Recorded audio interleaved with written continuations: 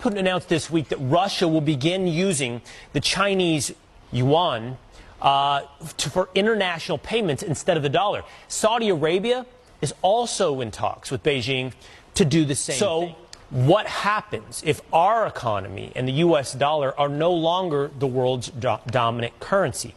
Former Assistant Treasury Secretary and host of the Monica Crowley podcast, Monica Crowley, is here to weigh in. Monica, great to see you this morning. And it's really hard to overstate exactly how catastrophic the abandonment of the U.S. dollar would be as the world's global reserve currency. Look, since the end of World War II, the dollar has been the safe place to go, and it's been backed up by a couple of things. It originally was backed up by gold, but President Nixon took us off the gold standard, so there's no hard asset backing up the dollar anymore for the last 50 years.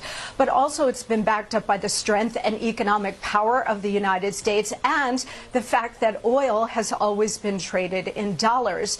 If that were to end, that would mean the end of the U.S. dollar.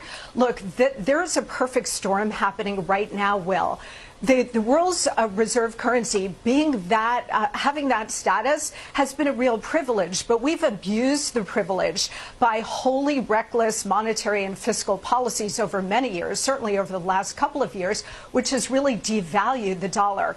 On top of that, now you do have this perfect storm of Biden's weakness, his war on American domestic energy production, the Ukraine war, and as you point out, because of all of these things, we've got America's enemies led by China forming a new economic bloc.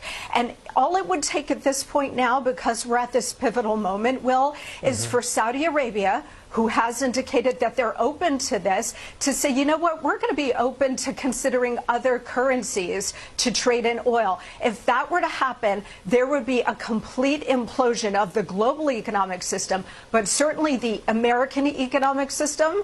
And if that were to happen, you'd be looking at sky-high inflation, just raging Weimar Republic kind of inflation. If you think inflation is bad now, just wait.